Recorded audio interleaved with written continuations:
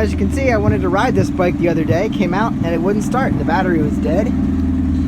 So, talk about some neglect.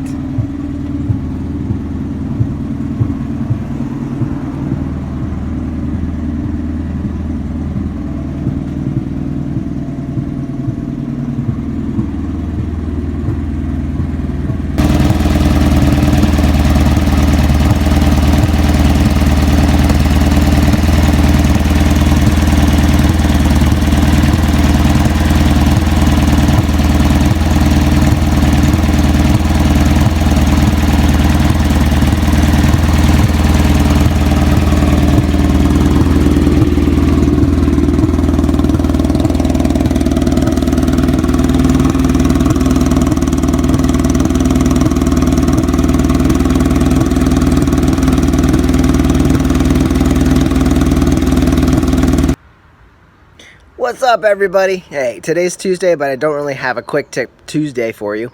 I have a talking about motorcycles. Admit it, you're doing it anyway. So, with all the things that I've been going through on the bikes, the Ninja, went to start it on Sunday or Saturday, and it was dead. There was no power. It only clicked a couple times. Didn't start for me. So I threw the charger on it, left it charge, and now it starts like that. So of course I have that issue. The Big Saber, we don't have a speedo gauge, miles aren't counting, none of that. The fix for that is I bought a, quad lock. So I'm going to run my phone for my speedometer so I know how fast I'm going. But on the other side, I was running that with the app and taught myself where the RPMs are in every gear and how fast I'm actually going. So I'm making that work. What else? Oh, Magna 750. Tried doing a carb sync on it, and I don't know if my adapters were leaking air or what. But I got the back carbs to sync and the front carbs to sync together, but I have not gotten the levels together. So they're way off, but they're running properly on front and rear. And I just said, you know what? I'm going to take it out riding. And you saw that video. It's running great. I adjusted the idle a little bit up, and I haven't taken it out, but it's probably good. So if I didn't sync those carbs and see how off they are, I would think the bike's running great. So my question to you guys is, how often are you going to go and make an adjustment or clean something or take a bike apart when there's no obvious reasons to take it apart? You know, you can look at your manual, or if you have like a Climber or any of the manuals, or if you have your original owner's manual, it'll tell you in there service intervals. Now, obviously we know we have to do oil changes, and you have to watch your tires, keep your tire pressures up. But how often are you going to rip your bike apart to do a valve adjustment when the bike's running good? Now, I talked to a mechanic, and he does cars, he does some bikes, but he said there's really no reason to do a valve adjustment if there isn't an obvious issue.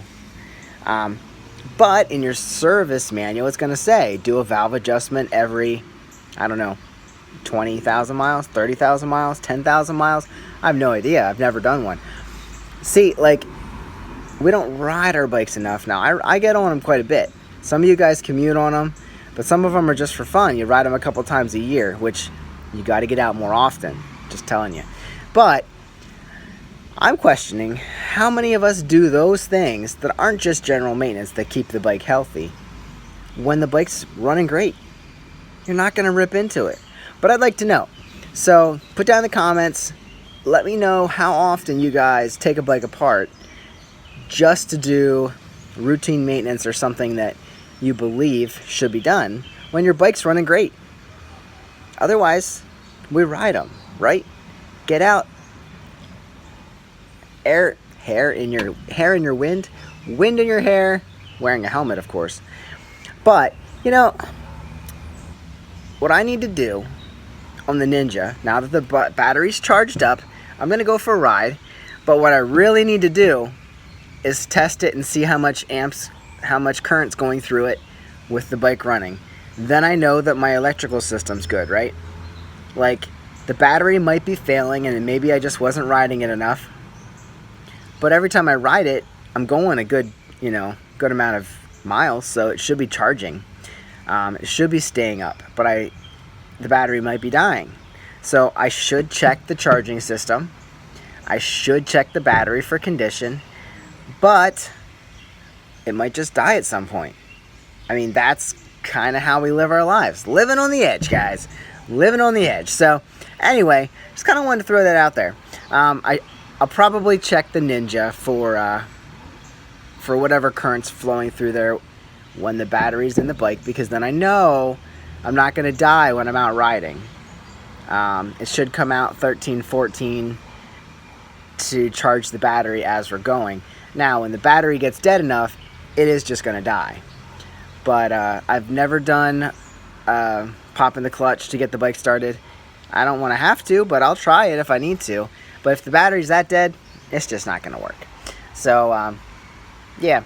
And as far as the Big Saber without a speedometer, I can get around that. That's not something that's really going to affect the performance of the bike. It's just going to keep me from getting pulled over, basically. And as long as I know in the RPMs how fast I'm going, or I have my phone there for the mile per hour, I'm good to go. It's just not going to add on to the 77,000 miles that the speedometer already says. And I can't judge my next fuel up by miles. I got 165 miles out of that thing on a tank, but I also have a fuel gauge, so it shows me, when it's getting down to the end. So anyway, put in the comments, and this is just general discussion on how many of you guys actually do any repairs when you don't actually need the repairs, or do we just ride them when they're working? As far as the little magnet goes, I kind of need to recheck the sync, maybe put some new gaskets on the adapters. Maybe that'll read better, but the thing's running great, so why would I mess with it? That's kind of how I feel. So if it's running great, not stalling out, feels like there's no misses in the power band, then get out and ride. So I'll see you on the next one. Get out and ride, have fun, subscribe, and let's go out. Ride it. I'll see you on the next one. I already said that. So anyway, yeah, I'll see you. Have a good one. Bye.